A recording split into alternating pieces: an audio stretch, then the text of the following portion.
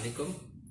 आज हम समझेंगे कि मिग्रेन, जिसको आधे सर का दर्द कहते हैं, वो एक्चुअली होता क्या है, क्या किस तरीके से ये आम सर के दर्द से डिफरेंट होता है और कब कब आपको इस बात की फ़िक्र करनी चाहिए कि ये मिग्रेन अब हद से ज़्यादा बढ़ रहा है और आपको डॉक्टर के साथ फ़ौरन रुजू करना चाहिए। सबसे पहले हम बात करेंगे कि मिग्रेन की अलामत क्या होती है। मिग्रेन, जिसको आधे सर का दर्द कहते हैं, उसकी कुछ ख़ास अलामत होती हैं जिसको हमें मद्देनज़र रखना चाहिए। जिन लोगों को मिग्रेन का प्रॉब्लम होता है उनको आधे सर का दर्द होता है, या सीधे हाथ पे या उल्टे हाथ की तरफ आधे सर का दर्द, जिसकी इंटेंसिटी मॉडरेट टू सीवियर यानी दरमियाने से ज़्यादातर सीवियर होती है, और इसके साथ कुछ और अलामत होती हैं। और ये जो आधे सर का दर्द है ये बहुत शिद्दत के साथ आता है, और कभी कभी 24 घंटे रहता है, कभी कभी ये 72 घंटे भी रहता है। इसकी नेचर क्या होती है?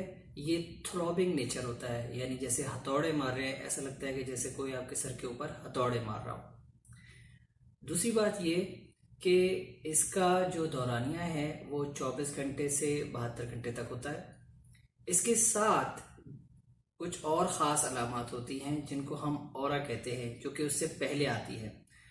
ये किसी मरीज़ के अंदर आती हैं और किसी के अंदर नहीं आती हैं।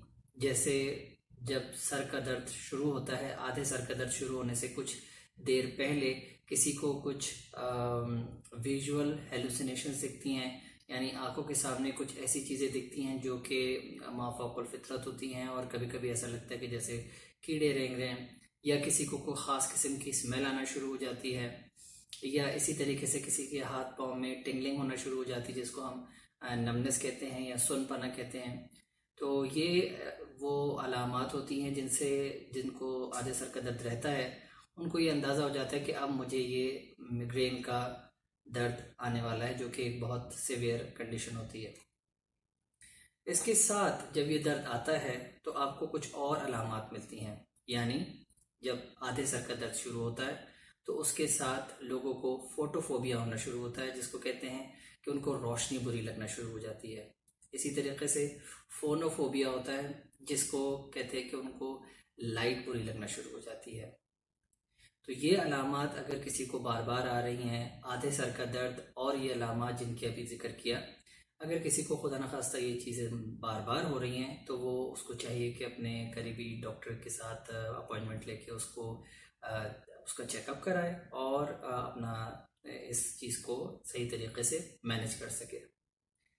अस्सलाम वालेकुम।